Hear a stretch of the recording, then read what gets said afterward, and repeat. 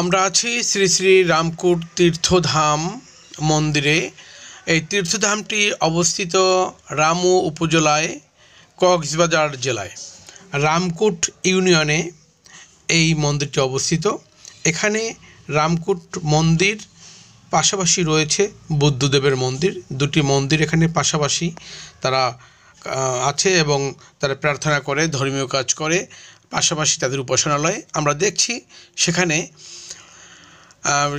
চিত্রগুলো দেখার জন্যই আমি এই ভিডিওটা আপনাদের জন্য ধারণ করেছি। এই যে দেখছেন, এটি হলো বুদ্ধদেবের সেই বুদ্ধদেব মহাপুরুষের ঐতিহাসিক রামকুট দক্ষিণ বৌদ্ধ জাদি। এটি হলো বুদ্ধদেবের একটি মন্দির, আর বাম পাশেই রয়েছে শ্রী শ্রী রামকুট তীর্থধাম পঞ্চবটিক। এখানে এই রামকুট নামটা কেন রাখা হয়েছে এটা আপনাদের জানা দরকার।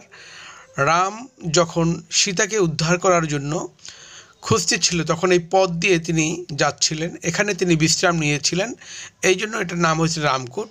এই রামকুটে এখনও পূজা চলছে। সেখানে বিভিন্ন দেবীর পূজা চলে, দুর্গা পূজা চলে, পাশাপাশি এখানে এখন আমরা একটি শনি পূজা দেখতেছি, শনি পূজা চলছে। আমরা কিছুক্ষণ সময় শনি পূজা দেখলাম, প্রসাদ নিলাম এবং প্রণাম করলাম। বেশ ভালো লাগলো মন্দিরটি, বেশ পুরাতন একটি মন্দির। আমরা এখান থেকে চলে যাচ্ছি এখন সেই